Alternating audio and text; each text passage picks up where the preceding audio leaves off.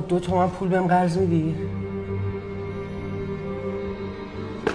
من تا 30 سالگی از بابام پول نمیگرفتم، پای خودم وایساده بودم.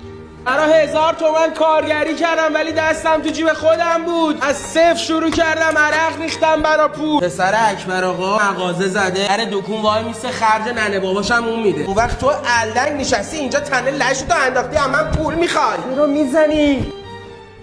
سلام یادت ندادن؟ نه سلام میکنید نه احترام پدر و مادر رو بلدید. من انگار شدم فقط دستگاه خودپرداز تو این خونه. نشنیدم. سلام. اینقدر پول راحت گیرت اومده اینطوری شدی دیگه. الان هم من پول میخواد. چقدر ای من پول بدم آخه؟ خراب شد بابا. بسی بابا دیگه پول نمیخوام، میخوام برم یه جا کار کنم. تو هیچی نمیشی. چرا؟ بعداً به حرفای من میرسی. پسرم من ازت معذرت میخوام. اگه تا الان بهت پول ندادم به خاطر این بود که نداشتم. برات یه پسنداز آماده کردم که زندگی تو باش شروع کنی، کارتو شروع کنی. اگه میخوای ماشین بخری ازش استفاده کن. 50,000 تومن؟ 10,000 تومن هم 10 سالگی بهت دادم، خوراکی خریدی، دلار اون موقع 2000 تومن بود. 17 سالگیت گوشی برات خریدم 5 میلیون. دندونت رو درست کردیم، هزینه‌اش خیلی بالا شد. احترام تو این خونه معنا نداره. اون پولو میگیرم ازت ها.